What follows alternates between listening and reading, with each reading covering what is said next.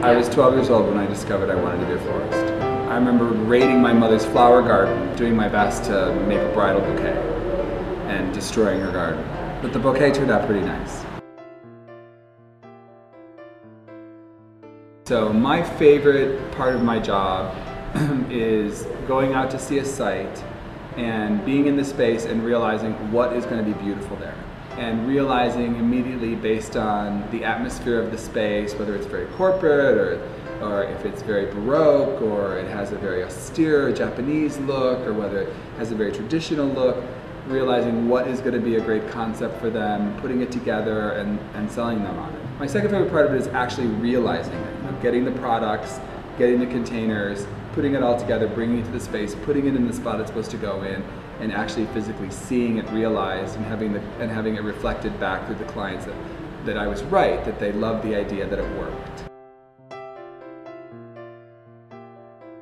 We don't have a retail establishment. We don't have to have $1,000 worth of inventory hoping someone will come in and buy it. The business I have today in San Francisco is, I refer to it as business to business.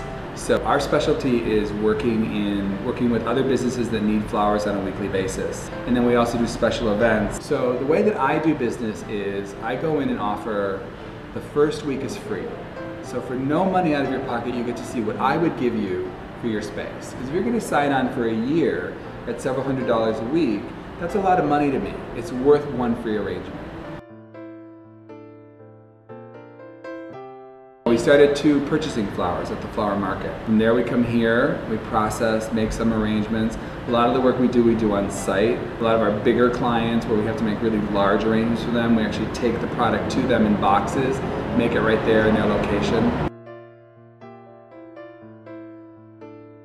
Yeah, there's a lot of things that are hard about this job. First of all, you're working with a perishable product. That's the biggest challenge. You can buy something 1 week and it'll live 7 days. You can buy it the next week and it lives 2. Our particular policy is if we have a weekly client that's Monday through Friday, if it doesn't last at least 4 of the 5 days, we replace it free of charge. So the other challenge is attrition, always losing clients. The first thing that happens when the numbers go down is some accountant in Iowa calls San Francisco and says, cancel your flower account.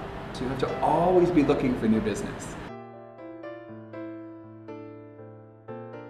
It's not something you dabble in. You'll never get by. You'll just break even or lose money. Because you have to be willing to work really hard.